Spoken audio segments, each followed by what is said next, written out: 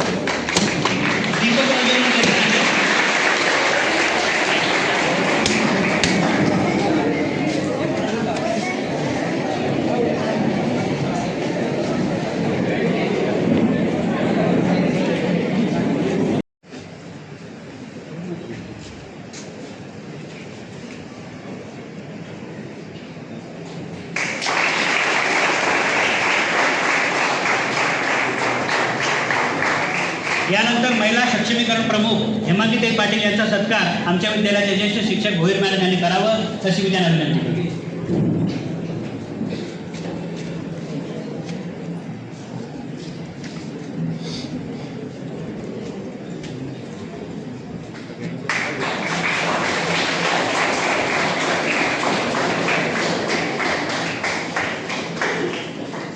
यानंतर तेजश्रीताई सांबरे यांचा सत्कार देखील भोईर मॅडमनी करावा अशी त्यांना विनंती करतो.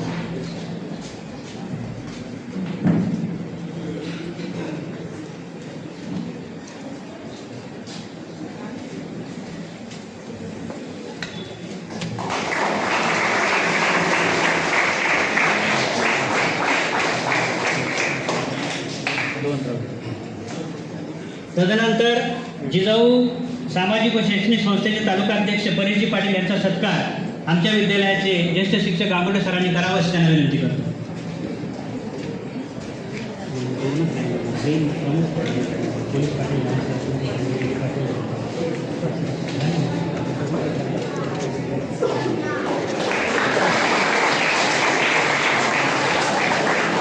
यानंतर या गावाचे प्रथम नागरिक तथा सरपंच भरत हजारे साहेब यांचा सत्कार.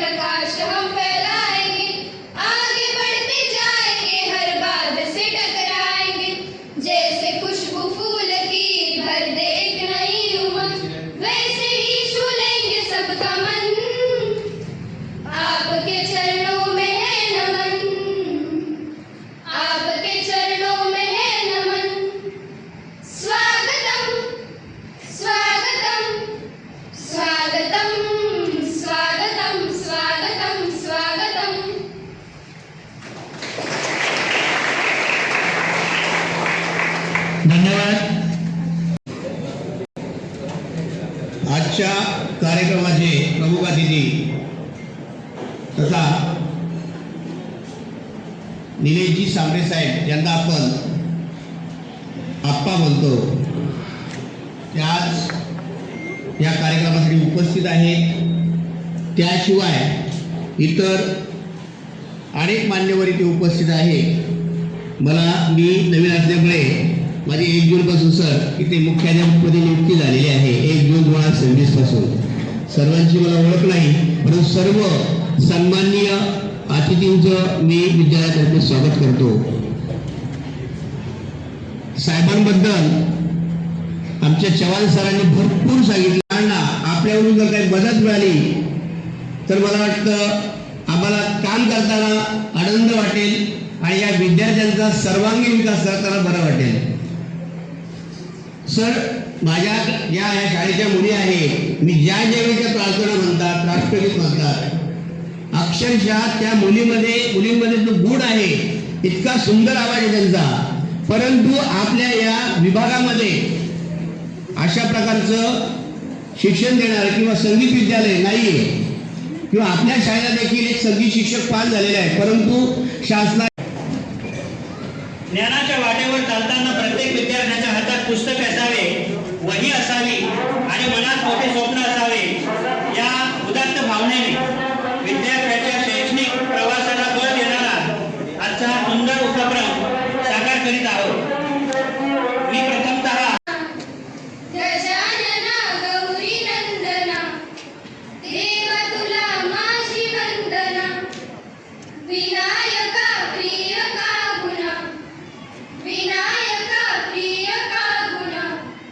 देवा तुला माझी वंदना.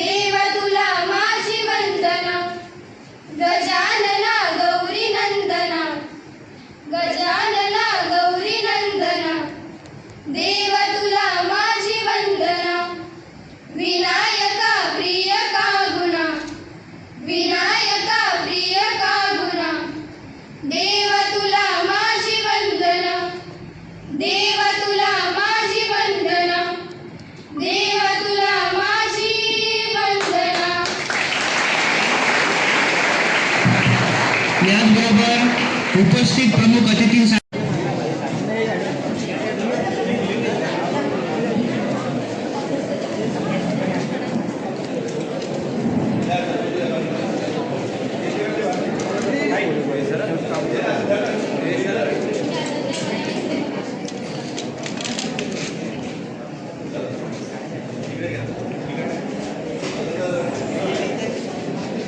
पार्टी आहे ना भाऊ.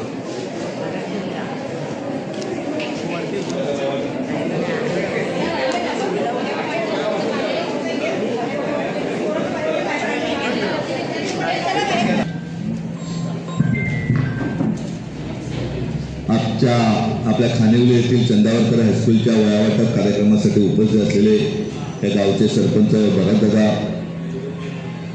ज्यांना आम्ही अगदी लहानपणापासून पाहतो, जसे तसे त्यात निवृत्तीनंतर 10 वर्ष होऊन सुद्धा ते आनंददादा, हे गावचे पोलीस पाटील, सर्वच सन्माननीय व्यासपीठ आणि ज्यांच्या भरोशावर तुम्हाला सोडले ते सर्व आदरणीय शिक्षक वृंद, पालकवर्ग व उपस्थित सर्व विद्यार्थी मित्र आणि मैत्रिणी, सर्वांना नमस्कार. मी मगाशी चिंगर हायस्कूलला बोलत असताना एक प्रश्न विचारला, आपल्यालाही विचारतो. आपण वाडा तालुक्यात राहताय. वाडा तालुक्यातनं किती विद्यार्थी IAS झालेत, UPSC झालेत? कोणाला बोलता येईल का विद्यार्थ्यांना?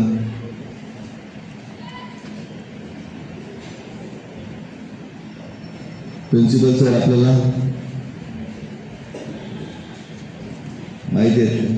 मी 35 वर्ष मुंबईला होतो. हां, 1 जून 2026 पासून इकडे आल्यामुळे इकडे इथले शिक्षक वृंद एक बघा. मगाशी मी आनंददादांचं नाव घेतलं का आम्ही जेव्हा तुमच्या वयात असताना आम्ही बघायचो ते एकच माणूस आपला होता जो कलेक्टर ऑफिसला असायचे की जे 2014 पासून कुठलंही कोणाचं कुठेही काम आणलं तरी सुद्धा अगदी गाडी पकडली तर किती मोठा विषय असो किती छोटा विषय असो, आपला एक माणूस तहसील कलेक्टर ऑफिसला असल्याने तात्काळ आपल्या माणसाला, वाडा तालुक्यातल्या, विक्रमगड तालुक्यातल्या माणसाला, पालघरच्या माणसाला न्याय मिळत होता. हा अट्टहास माझा ते याच्यासाठी आहे का आपल्याला गावागावातनं, तालुक्यातनं जिल्हाधिकारी आपले घडले पाहिजेत. आपल्या वाडा तालुक्यामध्ये हेमंता पाटील नावाचा तरुण एक गुरुजीचा पोरगा देशामध्ये 39 आला UPSC मध्ये. चिन्मय पाटील नावाचा दुसरा गुरुजींचा मुलगा जो तलासरी येथे शिक्षण घेत होता, लहान वयात त्यांनी पेपरात वाचलं जिल्हाधिकारी काय असतो. आईला विचारलं, आईने सांगितलं जिल्हाधिकारी म्हणजे ज्याच्या हातामध्ये जिल्ह्याची संपूर्ण सत्ता असते तो जिल्हाधिकारी असतो. लहानपणापासून अभ्यास करतो, IAS होतो. जेव्हा अरुण जेटली साहेब देशाचे अर्थमंत्री होते तेव्हा त्यांचे OSD म्हणून काम केलं. कोविड काळामध्ये कोवॅक्सिनचं पूर्ण देशाचं नेतृत्व आपल्या वाड्याच्या तरुणाने घेतलं. आताही ते 2 राज्याचे प्रमुख म्हणून काम करत आहेत. तिसरा वाड्याचा देवळीचा यतीश पाटील म्हणून GST मध्ये कमिशनर आहे.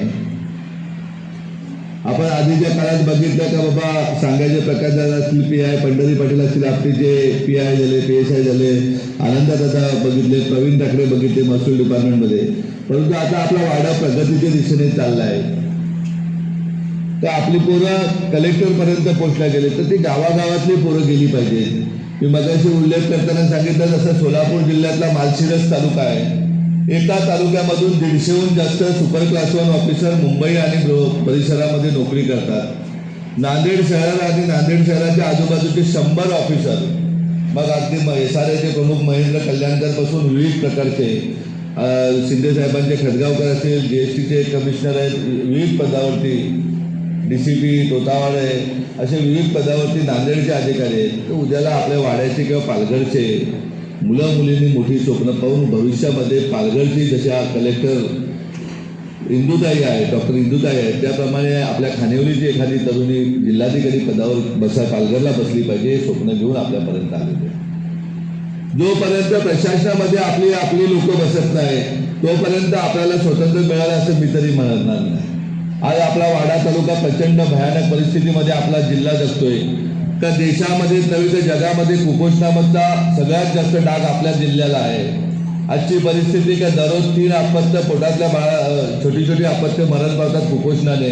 दर 15 दिवसांनी एक ताई आपली पोटातल्या बाळासहित मरण पावते.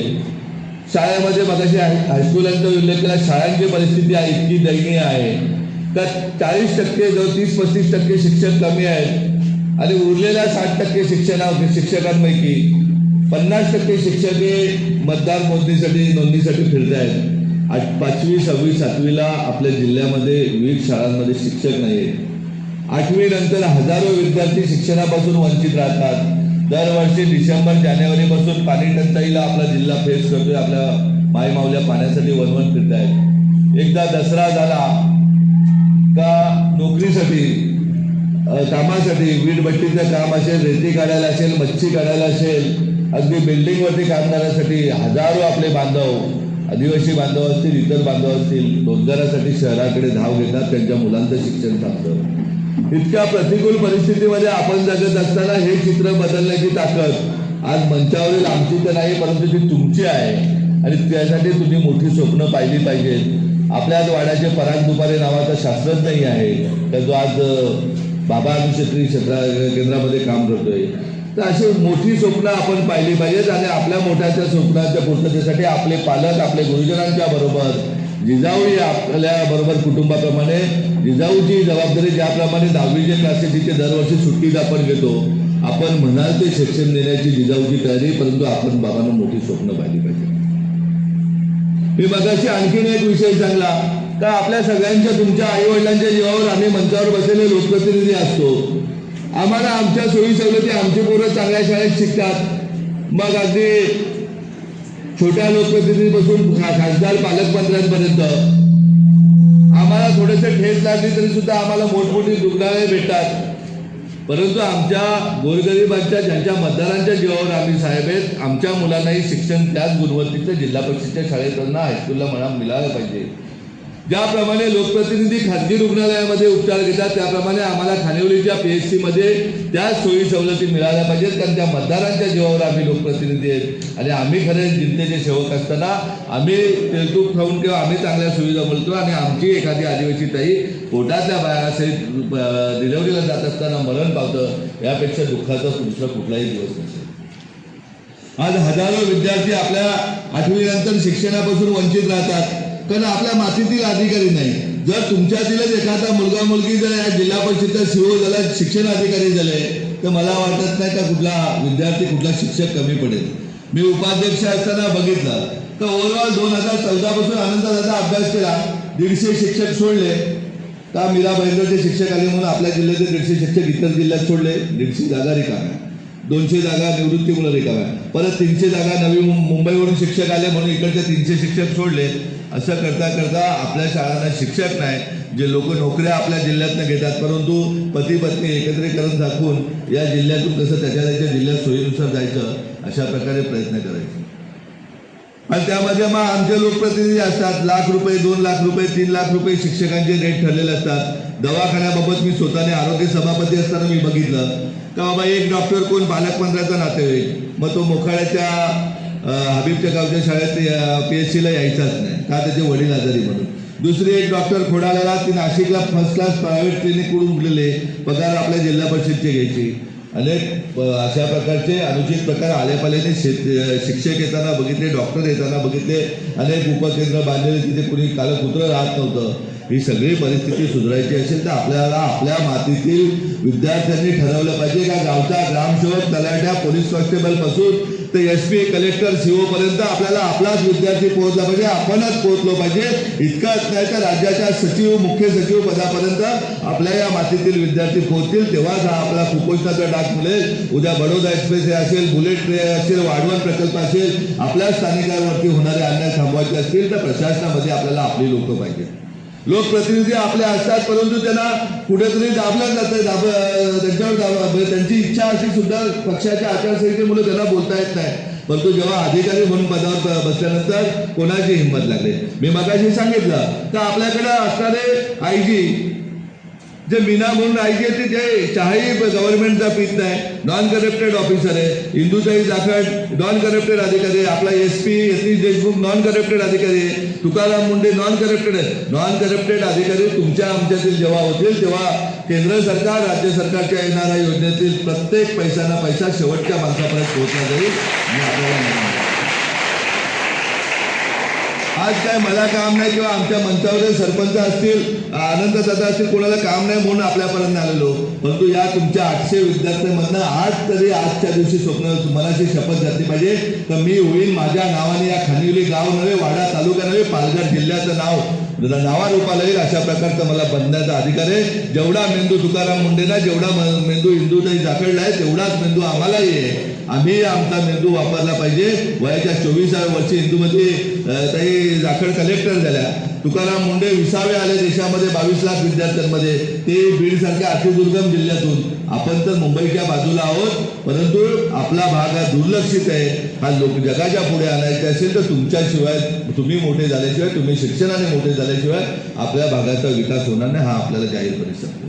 आपल्याकडे कंपन्या आल्या, एकही शिकलेले पोरं नसल्यामुळे काय आपण भेटलं तर वॉचमॅन म्हणून आपल्याला नोकऱ्या भेटतात, ड्रायव्हर म्हणून भेटतात. हे सगळं चित्र बदललं पाहिजे. उद्या तुमच्या तरी विद्यार्थ्यांना इंजिनिअरिंग करायची तर IIT सारख्या इंजिनिअरिंग इन्स्टिट्यूटला जाऊन आपल्या कंपन्या इथे उभ्या झाल्या पाहिजेत, जेणेकरून मालक आपण झालो पाहिजे.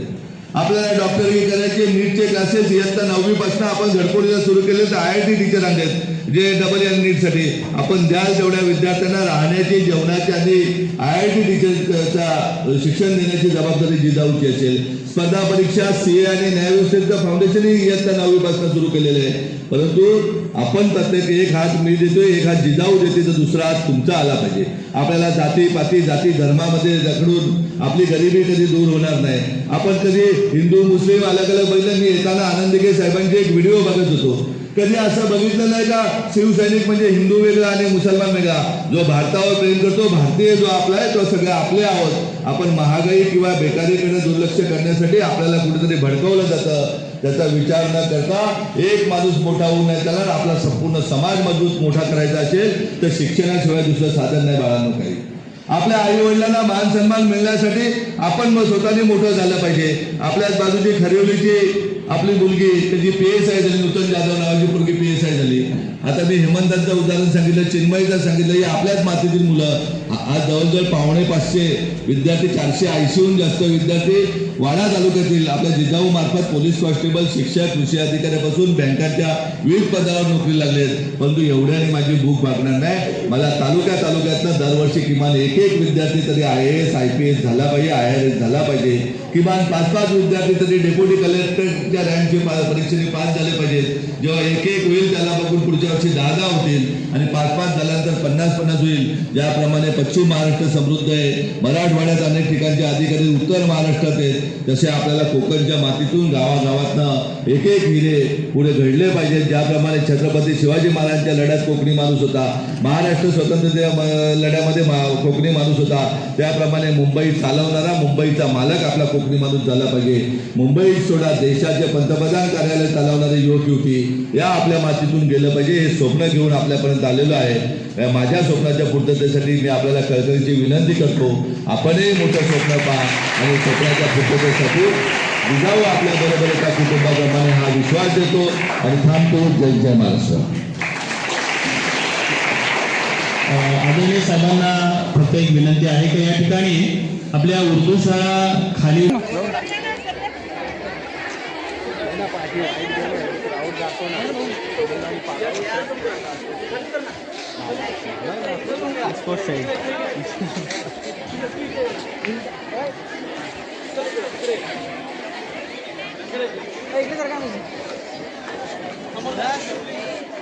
रेडी का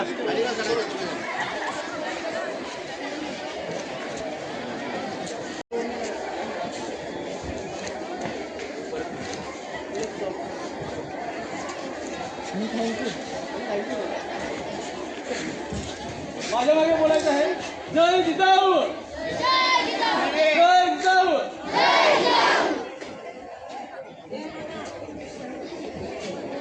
जय जिजाऊ, जय जिजाऊ, जय जिजाऊ, जय जिजाऊ.